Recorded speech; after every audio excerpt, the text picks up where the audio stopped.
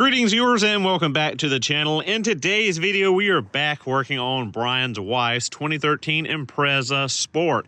Now we've done many videos in the past on this vehicle, including replacement of the radiator, replacement of the valve body in the CVT, and several other videos that aren't coming to mind right now. But today we have it in for a rear wheel hub assembly and rear brakes.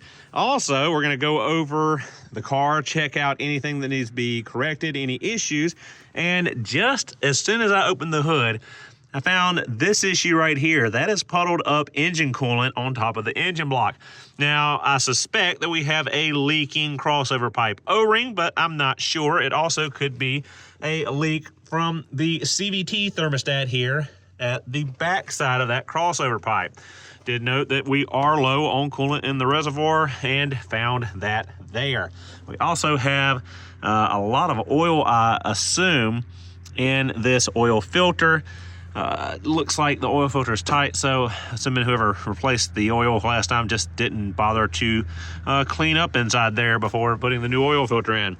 So in today's video, as I said, we're going to be replacing that rear hub assembly on the right rear. We're going to be putting new rotors, new pads, and we're going to try to diagnose where our leak is on that engine for the coolant.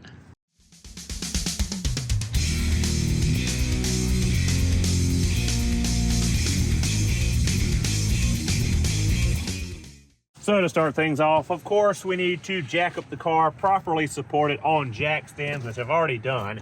And of course, we've got to take our rear wheels off.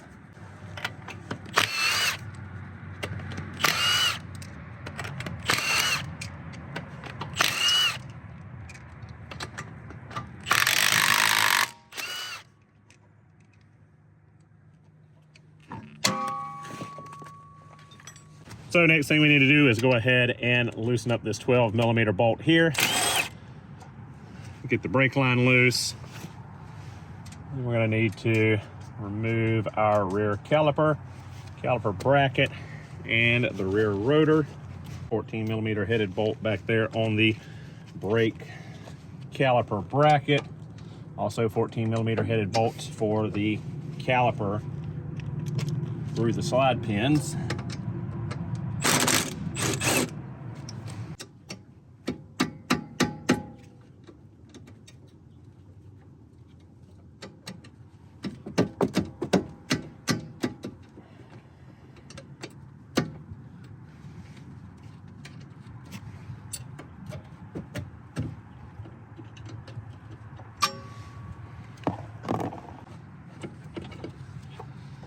Pop that rear caliper right off of there and hang it up out of the way.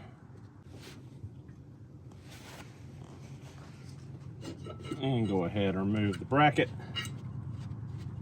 Go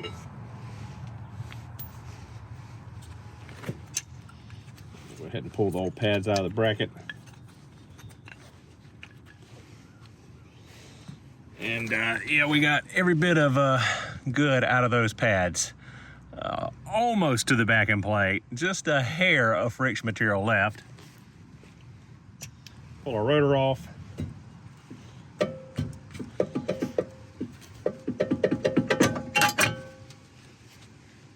Toss it to the side. Now we need to remove our CV axle nut and our ABS wheel speed sensors. A 10mm headed bolt holds it in place.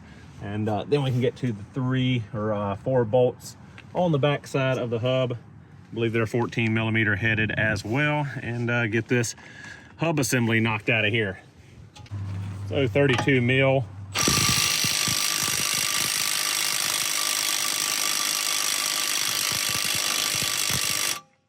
Oh, normally this gun has the power to knock these things off of here. Let's see if the half beat up, destroyed, and ran over Harbor Freight gun will take it off. And look at there. So it really boogered up that axle nut. I think they reused it. These are one-time use, guys. So make sure you got a new one. Axle is free, not seized in the hub. Nice. We can get back here and knock out these 4 14mm headed bolts. Getting a little ahead of myself. Don't forget to remove the ABS wheel speed sensor. 10 mil headed bolt and pull it right up. Tuck it out of the way.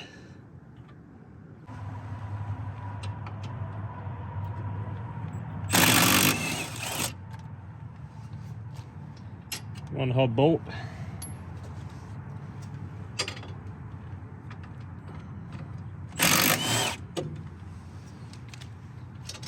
Two hub bolt.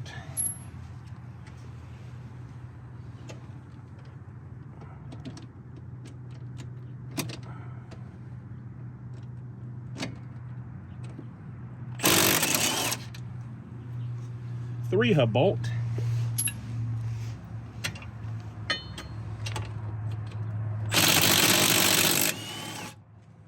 And four hub bolt.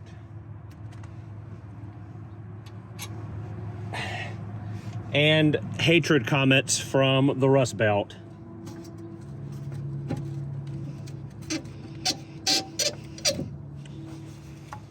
As it all just falls apart.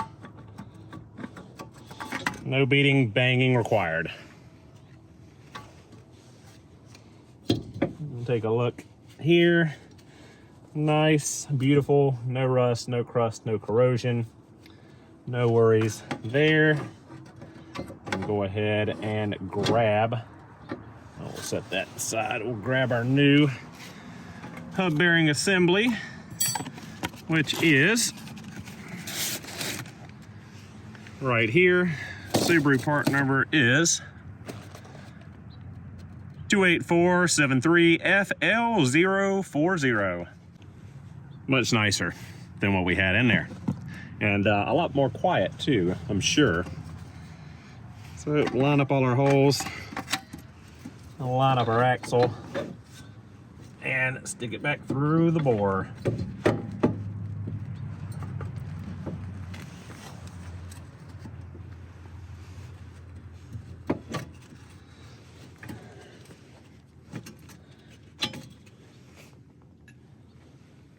Run our hub bolts back through.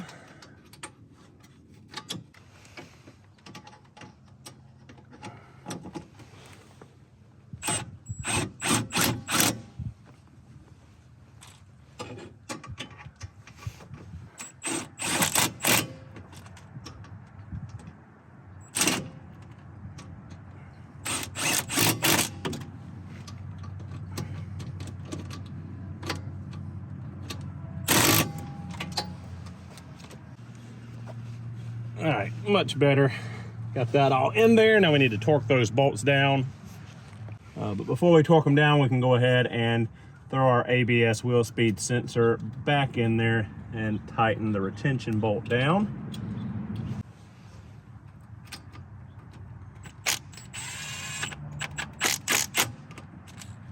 Just like so.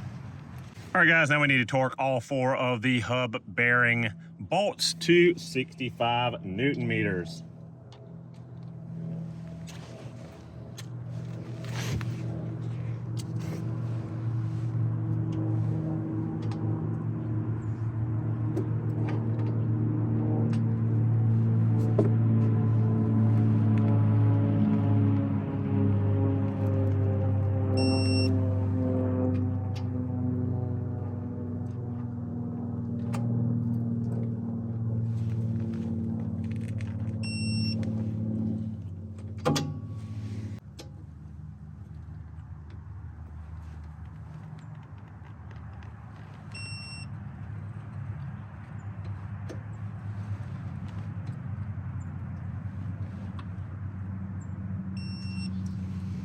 Just like so. Now we can go ahead and grab one of our new brake rotors, get it out of the bag, spray it brake parts cleaner, wipe it down, get the Cosmoline off of it. Part number is 26700FJ000.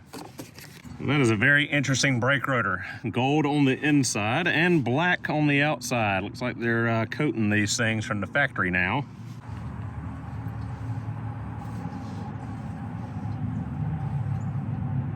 Again, we'll just go around with some brake parts cleaner and a clean rag and get that all prepped.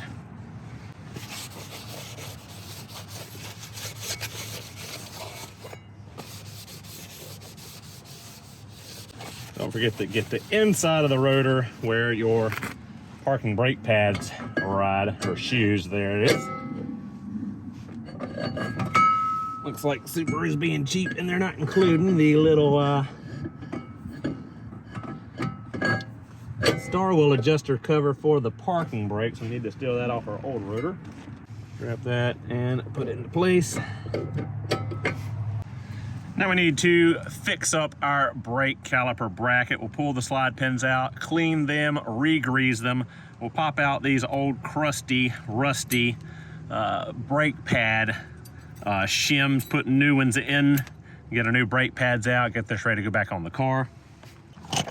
And our new rear brake pad kit is a 26696FJ000. All right, guys, so we're just gonna take a wire brush and we're gonna thoroughly clean out right around here so we can get our new clips in.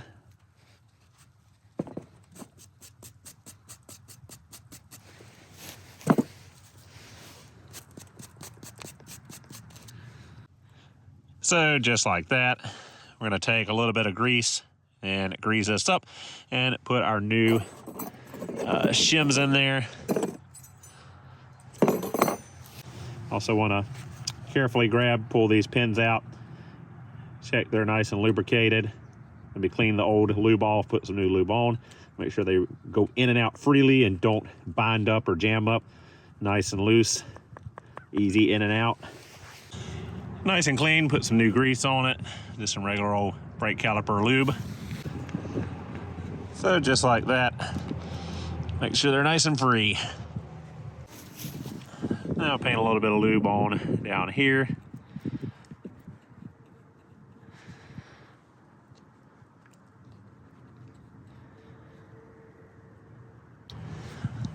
We'll take our clips and just pop them into place.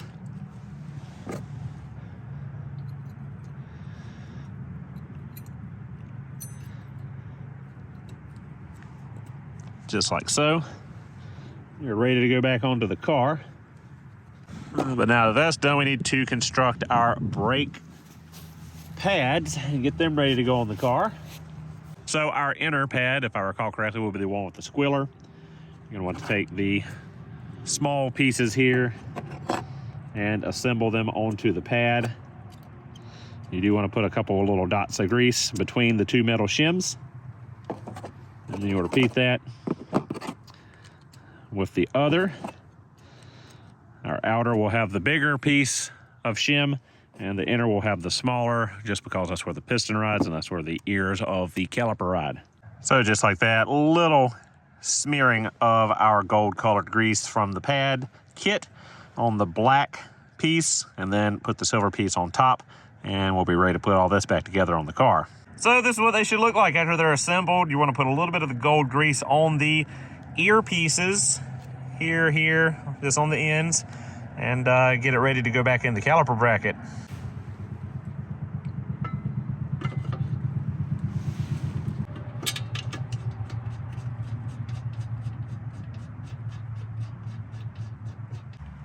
All right, so time to torque down the caliper bracket bolts. 66 Newton meters on those.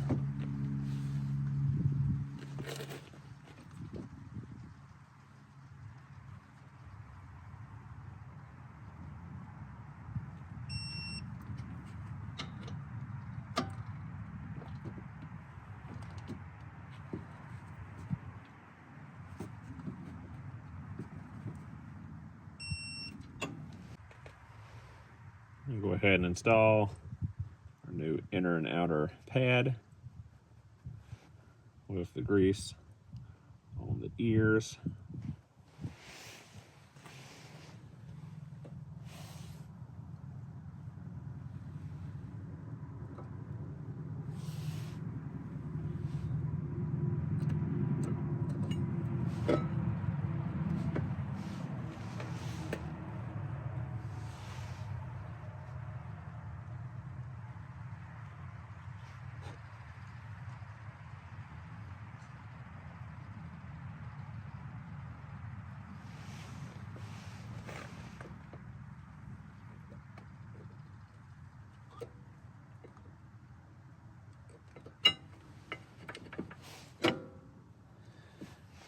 just like so. Now we can go ahead and run our caliper back in. We use a caliper compressor to run that piston all the way back in. You want to take the lid off of your brake fluid reservoir so you do not overflow that. You may need to siphon out some brake fluid from that reservoir, just depending on how much is in there.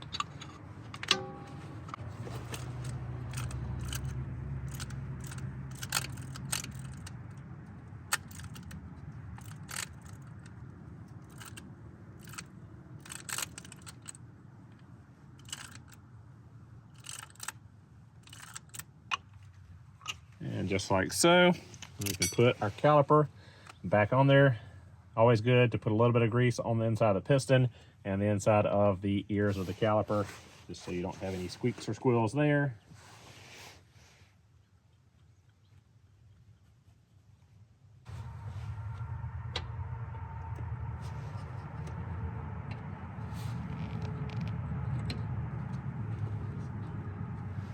Slide that back in place. Reinstall your caliper bolts.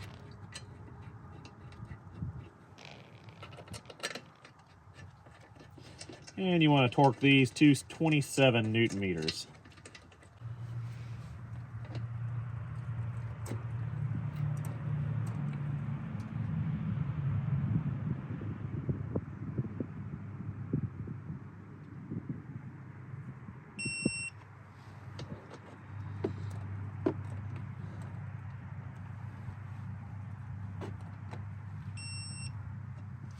Just like so.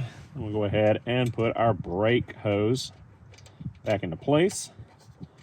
And we are done over here, other than putting the CV axle nut on, torquing it to specification, and staking it.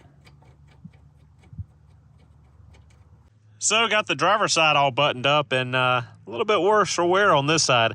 Actually got into the rotor with the backing plate over here. All right, so new CV axle nut. Go ahead and run that on there. We're going to torque it to 190 Newton meters.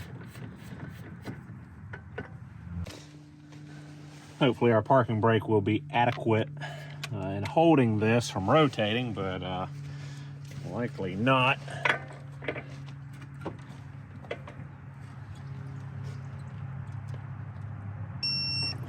Hey, it actually did it.